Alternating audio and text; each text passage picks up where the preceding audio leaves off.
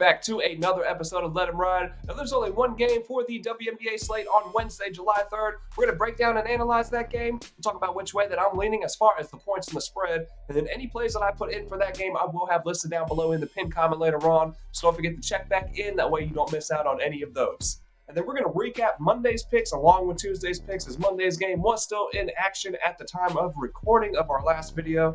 So on Monday, we took the Sun team total under 80.5.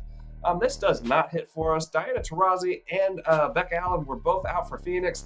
Connecticut did take advantage. There were times where that offense still just looked drastically ugly, but they were able to get over this 80.5 mark, and that was not a cash for us. And then on Tuesday, we took the Liberty first quarter, laying 1.5. They do not hit. We also took the Lynx versus Liberty over 163.5. This does not hit as well. We took the Fever first quarter team total over 19.5. Was a little leery. I put a half unit on it, and this one hits. So 1 and 2 yesterday, 0 and 1 on Monday. Not the best couple nights.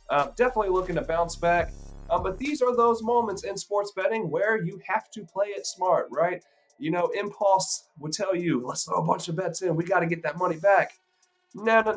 We're going to take it easy. We're going to play it safe. We're going to play it smart. We are still up 7.12 units on the year. We're 24 and 17 overall. So no need to force anything. There's only one game on the slate today. So let's dive into it. Let's see what we can find. So we have the Phoenix Mercury taking on the Dallas Wings. The Mercury are laying 4.5. We have an over-under sitting at 168.5. Now, both teams come in with equal rests, and they're both on 2-game losing streaks. Mercury lost to the Sun in Phoenix in what was the second game of the back-to-back, and ended up being without Taurasi and Becca Allen in that one.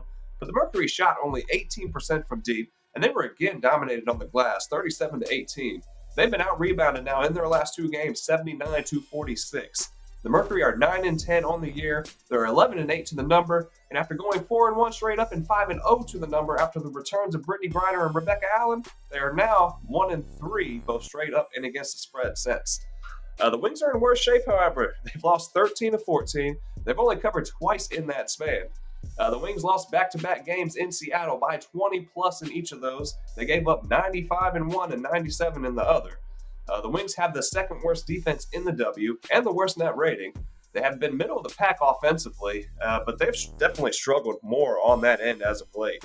They have made the second most shots per game from the restricted area this year, and they make them at the 4th highest percentage, and they are scoring just under 50% of their points from the paint, while the Mercury are allowing opponents to hit from there at a 67% rate, and that's second highest in the league.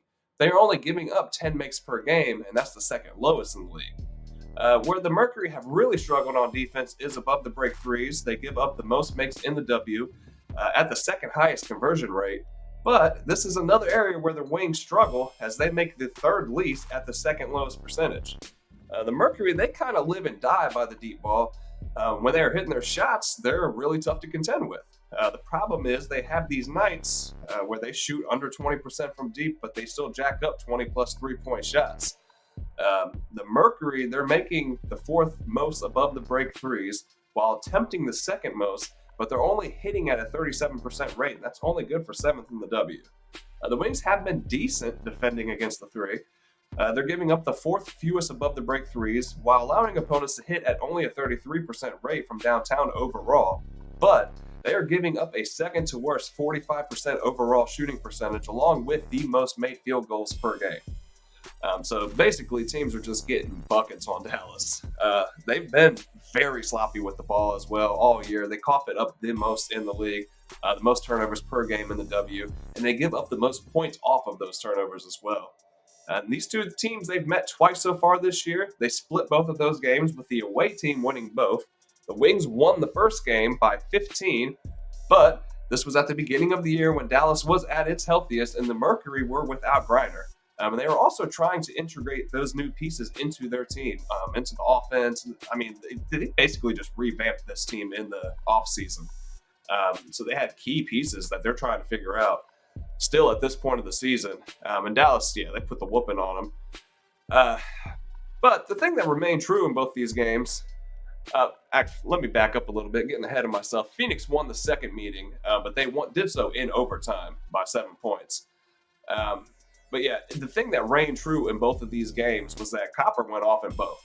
She averaged just over 30 points in each of these games. The Wings struggled to contain her, as like many teams have this year. And I think she eats again here, and I think Phoenix outlasts this injury-riddled Wings team for the cover. So I'm taking Phoenix laying the 4.5 and a bounce-back get-right win. For the total, I'll lean over, but I'm hesitant with the Wings failing to score 80 or more in 6 of their last 8 now. They just keep trending the wrong direction offensively, even with the return of Natasha Howard. I do think Phoenix could drop a ton of points on the Wings.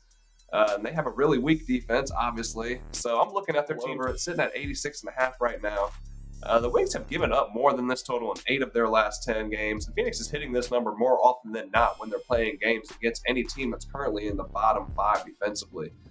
In 8 such games against teams in the bottom 5 defensively, they are 6-2 to the over for this number here. I like their first quarter team total over as well. It's sitting at 21.5 right now. So, yeah, I'm leaning over for this game, but mostly, like I said, looking at that Phoenix team total over, looking at the first quarter team total over 21.5 too. All right, that's just about going to do it here for another episode of Let 'Em Ride. Before we get out of here, though, let's recap what we went over in this video today. Talk about which way we are leaning. I'm looking at the Mercury laying the 4.5 in this game. Looking at the Mercury's team total over 86.5, and also looking at the first quarter team total over 21.5. These are just leans right now. I'm not sure which way I want to roll with this game quite yet, but when I figure it out, I will throw it down in that pinned comment. So be sure to check back in later on so you can see if you'd like to ride along with me, or maybe you think those plays are some duds and you just want to do the contrary. Whatever you decide to do, though, throw that down in the comments for me. I like to see what you guys have cooked up as well. If you found this video helpful or useful in any kind of way, if you liked the video, please don't forget to smash that like button down there. Hit subscribe if you have not already. That way you don't miss out on any of the content that we are dropping. Hit share if you can. It is definitely appreciated and definitely helpful. That's going to do it here for another episode of Let 'Em Ride. Thanks for tuning in. Bet responsibly, and I will see you guys on the next one.